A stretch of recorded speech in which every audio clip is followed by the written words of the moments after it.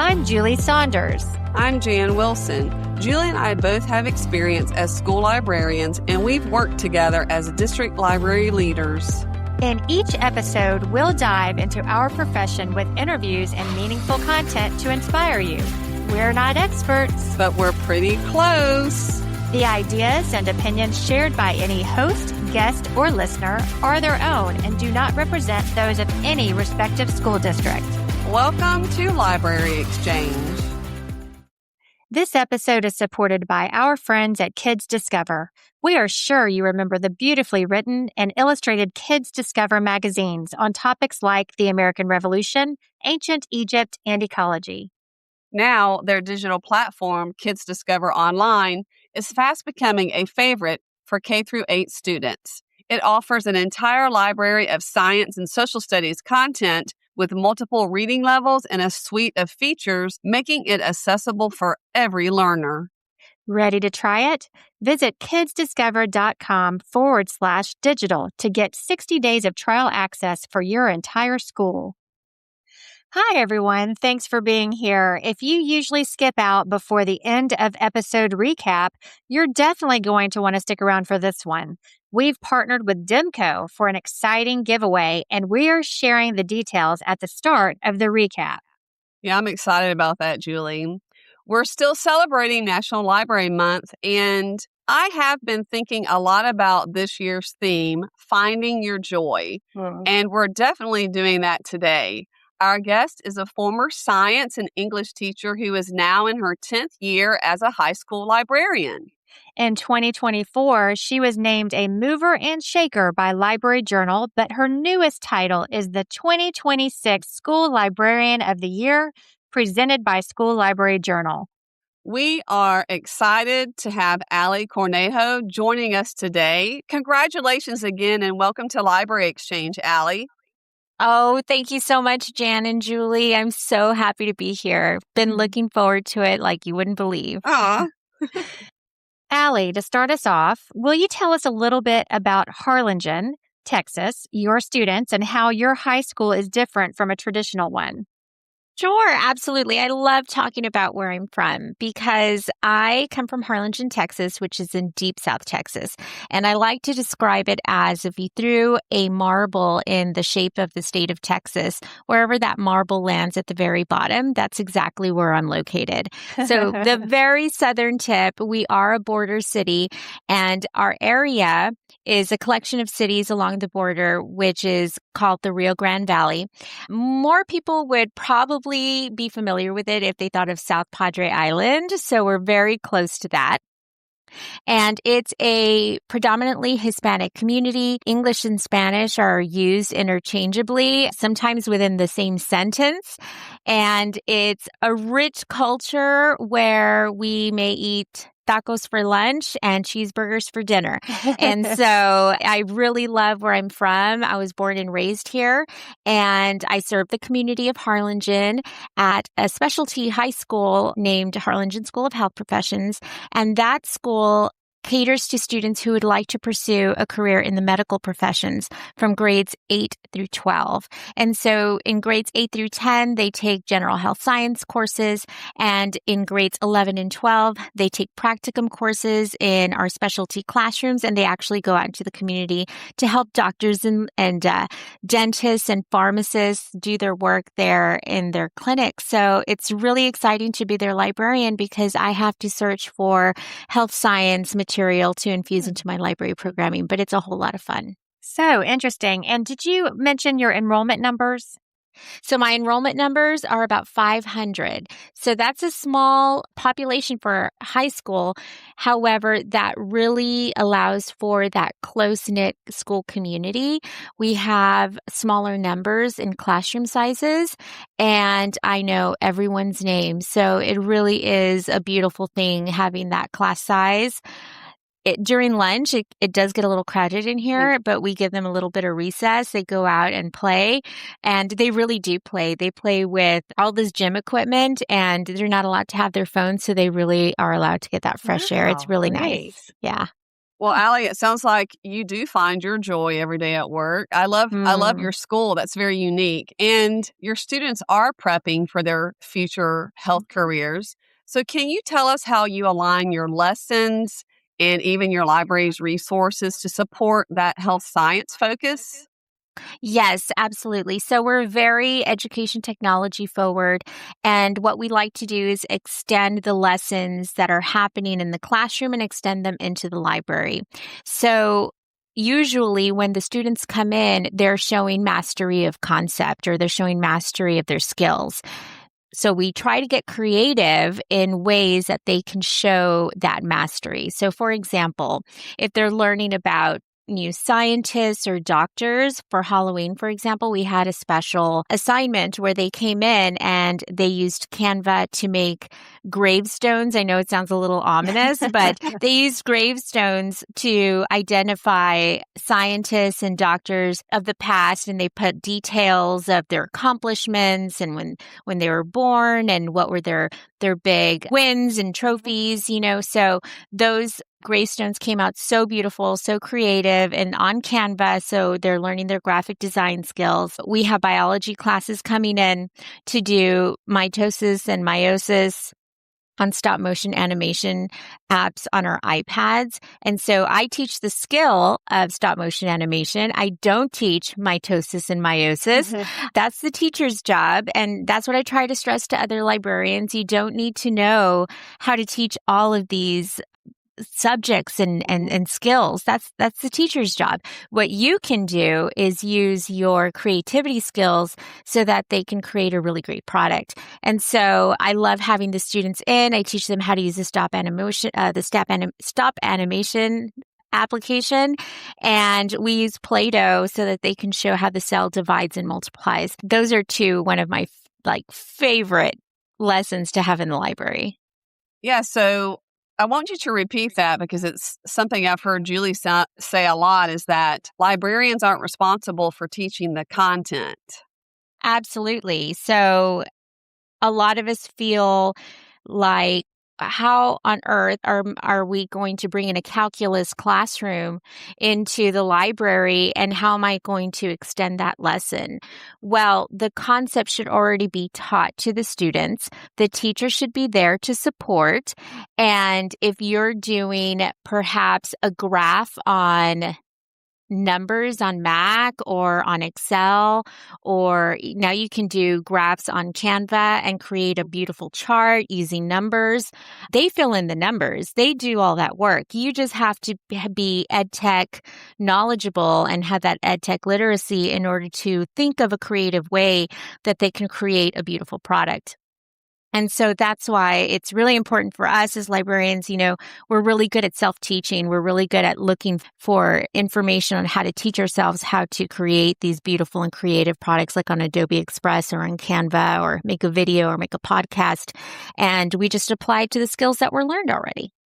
Can you talk a little bit about the 3D prints you discussed with us with Phineas Gage's skull, and then you even talked about 3D printing teeth? Yes, absolutely. So I have 2 3D printers because one just wasn't enough.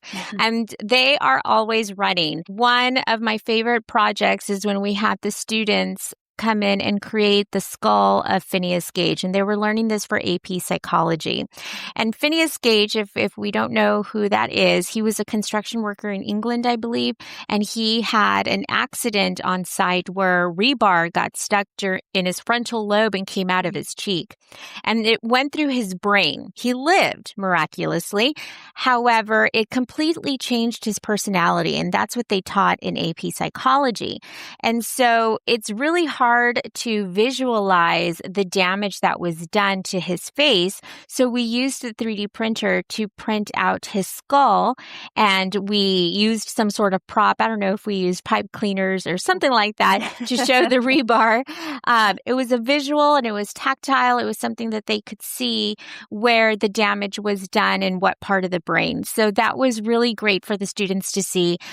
Since I'm at a health science campus, a lot of these models are really expensive for our teachers and for our programs. And of course, money is tight everywhere.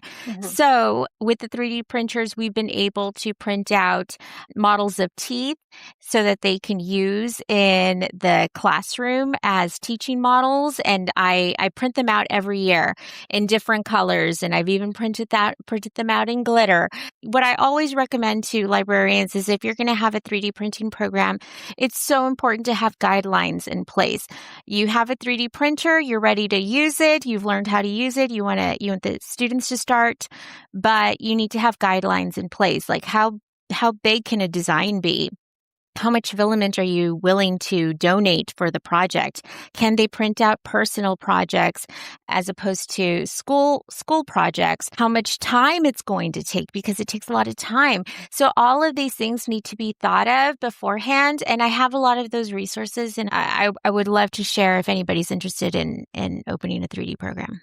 Wow, great tips. I love it. Thank you so much for sharing those things. And now a word from our sponsors. This episode is sponsored by The Child's World. For more than 50 years, The Child's World has brought a world of high-quality educational books to young readers in school and public libraries everywhere. Their engaging titles help kids better understand the world around them, supporting early literacy, language arts, social studies, and STEM, all while encouraging curiosity, critical thinking, and a genuine love of learning. Every book is thoughtfully created with educators and librarians in mind, making it easier to connect readers with content that informs, inspires, and engages. Since 1968, one goal has remained the same: helping all children truly enjoy reading and learning. Discover their books at childsworld.com or contact Martha Stockton at marthastockton@gmail.com. The Child's World, bringing the world to young readers. So, Allie, let's switch gears to something you just shared at the Texas Library Association conference last month. We know you're passionate about highlighting books in the collection. What are your go-to strategies for delivering a book talk? So book talks are my absolute favorite. And I may sound like Elf, like when I say book talks are my favorite, because they are. Whenever I start a library lesson, or sometimes I approach teachers on campus and I tell them, can I please pop in for 5 to 10 minutes to book talk these books? And what I mean by book talking is before I begin anything and I have an audience of students, I usually have about 6 or 7 books under my arm ready to market them, ready to sell them. And so I go book by book talking about, and these are my favorite books, by the way, and I'm always reading. I usually have about 3 books that I'm reading at one time because I want to make sure that I am kept informed of what the most popular books are for this grade level. So when I get a book, I introduce it, and I usually have some sort of tagline like, this book is going to break you. You know, and so that sort of hooks their attention. And I tell them, you know, you have your main characters, Tim and Sally have been in a relationship, but they've broken up and Sally's destroyed. And then I tell them about the hugest challenge that's happening in the book and a little bit about how the character is trying to overcome that challenge without giving it away. And I like to talk about the genre. I like to talk about previous works that the author has written. I like to talk about the feelings that I was left with. So if I say, this book made me cry, it made me laugh, or I also try to find connections to what I know is in my audience. If I know that it's a Hispanic character, then we're going to have similar cultures in the book and also with my students. Just trying to make it exciting. But I think the most important thing about a book talk is that when you're talking about the book, you have to have a lot of emotion. You have to have a lot of joy when you deliver these book talks. And you can't show any fear. No fear. You have to make sure that you are just as excited as the gentleman who announces all those movie trailers. You know, you have to make it sound just as exciting. And I guarantee you that by the end of your library lesson or by the end of your 10 minutes when you're in a classroom, they're going to be asking, ma'am, where was that book that you were talking about? They're usually gone. And those books are usually gone for the rest of the year because as soon as they come back, they're back off the shelf because I have students asking, what book were you talking about? Do you have it? And, they put it on hold. And what this eliminates is book fatigue, searching for a book. And reader's advisory is great, but sometimes they don't take your advice. And that's the worst thing, when you go to a shelf and you're giving reader's advisory and you show them the book and you talk about it, and sometimes they don't choose that book. I know librarians will know what I'm talking about. but when you do that book talk, it really is a great way to market those books. And they look at your collection of thousands of books and they do get fatigued from trying to figure out which one's going to be the book for them. So this is a great way to get a great book in the hands of a student in a very efficient manner.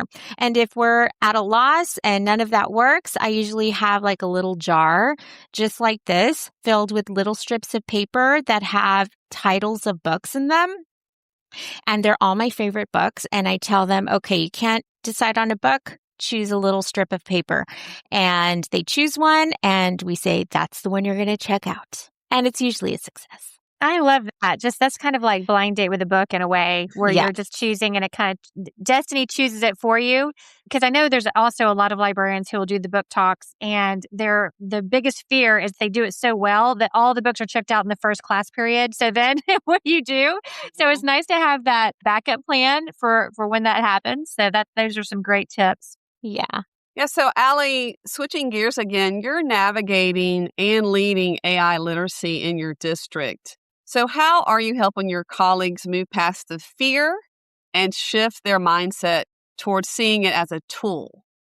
Absolutely. So our district last year, we started an AI task force, and it was mostly focused on creating policy around AI because there are laws that we have to follow when it comes to AI, and there are parameters and limitations that we need to follow in order to stay safe. A lot of us logged on to ChatGPT without really knowing the fundamentals. We were just really excited that we had this really cool tool. But now that last year is over and we have policy in place, our task force has moved to a new phase where we're talking about the entire operation of our school district using AI. That means our front desk receptionists, our secretaries, our bookkeepers, our registrars, as well as our teachers and students. And so we have a pod for that. We have a pod for digital wellness because our little ones are looking at screens from bell to bell, and it shouldn't be that way. We need to make sure that we're looking after their wellness and their mental health and that they're at least looking away from the screen every 20 minutes. And there's a digital citizenship pod, which I'm the lead of. And digital citizenship is a cornerstone of all of our library programming. And naturally, AI literacy would fall into digital. And so district-wide, we're coming up with AI literacy and digital citizenship curriculum for all levels so that both librarians and teachers can disseminate that to their students. On campus, I am not only a librarian of students, I'm also a librarian of teachers. So I meet with them on a monthly basis to teach some sort of edtech tool. And lately, when I meet with teachers, I'm teaching some sort of AI tool. But I'm also teaching them the fundamentals of AI. They probably think they know everything, but we start talking about bias. And that these generative AIs are being fed this information and you don't know from what part of the country that information is coming from. So they've got to watch out for bias. They got to watch out for accuracy because hallucinations are a real thing. AI would rather tell you a very confident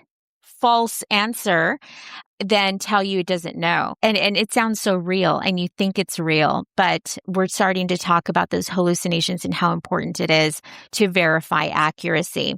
And then we're also talking about the dreaded conversation. Yes, your students are using AI. You know, they go home and they're using it. And that also poses the conversation of equity, though. Not everyone has a personal device that they're accessing AI at home. So then you have students who do have access to AI at home and students who don't have access to AI at home. So now there's an unequal footing there. And so our school district has decided to embrace AI because we know that it's the future. It's not the present, it's the now.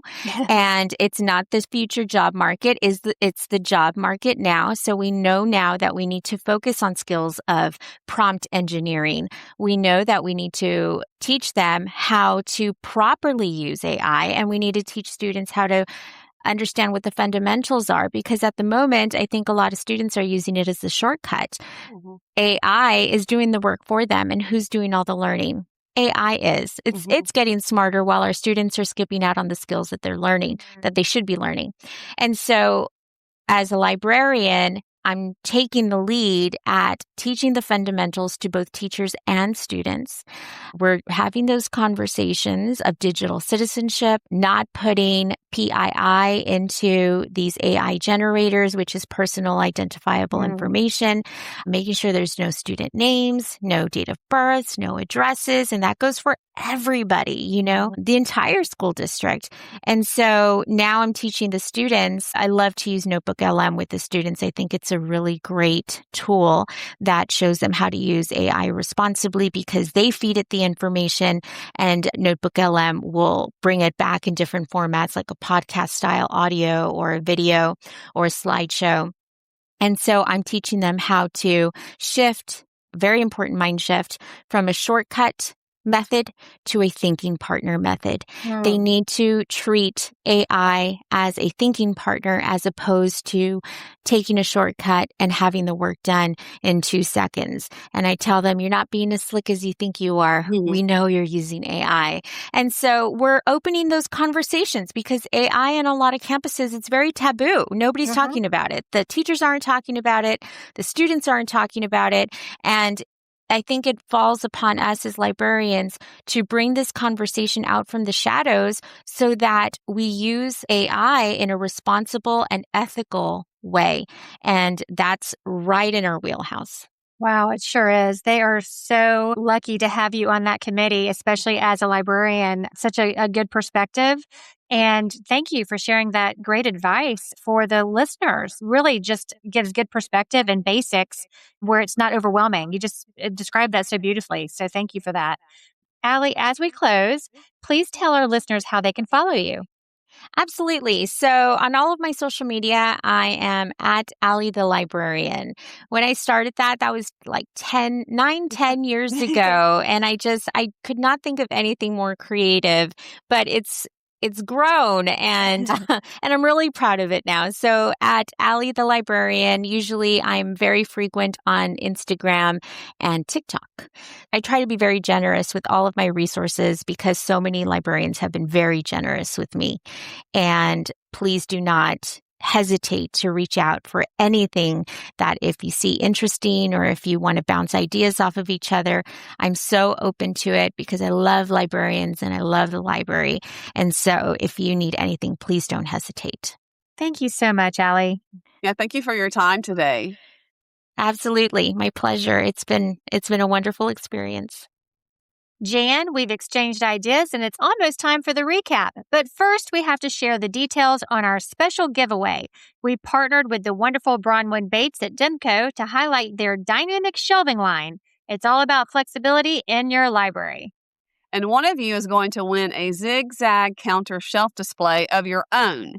These shelves are total game changers, Julie. You know that. Yes. To enter, just head over to our Instagram at Library Exchange. This Thursday, April 23rd, we'll post a trivia question about this episode. We've set the comments to stay hidden to keep things fair. Just post your response there and no one except us will see it. Make sure to get your one best answer in by the end of the day on Monday, April 27th. We'll pick a winner from the correct entries, and Demco will ship that zigzag display straight to your library. So, after talking with Allie, yeah, it seems pretty obvious why she is the National School Librarian of the Year. She hit all the major talking points that we have found that we also emphasize with the librarians in our own district, especially as she describes that role is not to teach the curriculum. The teachers are doing that. You are aligning programming and activities with the curriculum, so get creative and support teaching and learning at your school by helping students create a really great product. I was so interested in hearing about the high school where she worked and how she supports that health science curriculum with her students and teachers by using creative tools and technical skills like the stop motion animation app or graphic design in Canva. Absolutely. And again, having 3D printers isn't just about learning how to use Tinkercad and 3D print. It's also about how to reinforce the concepts being taught in the classroom. And it provides students the opportunity to synthesize learning and express what they have learned in a different way. Yeah. Also, we loved her passion about book talks, and I was so impressed with how she grabbed any opportunity she could with students in classes to book talk some of her favorite titles. And then for her indecisive readers, she has that choice jar featuring her favorite titles. I love that too. I think we both loved Allie's guidance for using AI. The biggest takeaway for me is shifting the mindset that AI is a shortcut to learning to AI being your thinking partner. We both know how important using thinking strategies and activities that encourage the thinking process are for learning. Coaching students on how to use AI as a thinking partner is just another one of these thinking instructional strategies. Yes. And you know what, Julie? You can use AI to help you do book talks. That's true. I mean, you can type in book talk hook with the title of your book and it'll help you. Anyway, I digress. You guys, good luck with the trivia question. And the next time an episode is released, it will be the month of May. Thanks, everyone. Make sure to visit our website at www.libraryexchangepodcast.com. You'll find episode notes and links. You can even submit your questions or inspiring stories that may be featured on the podcast. If you're looking for some swag for your library or book-loving friends, visit libraryexchange.etsy.com. That's a lot of URLs, so I'm glad you had to say all of that, Julie. Thanks for joining us. We can't wait to have you back for our next episode of Library Exchange.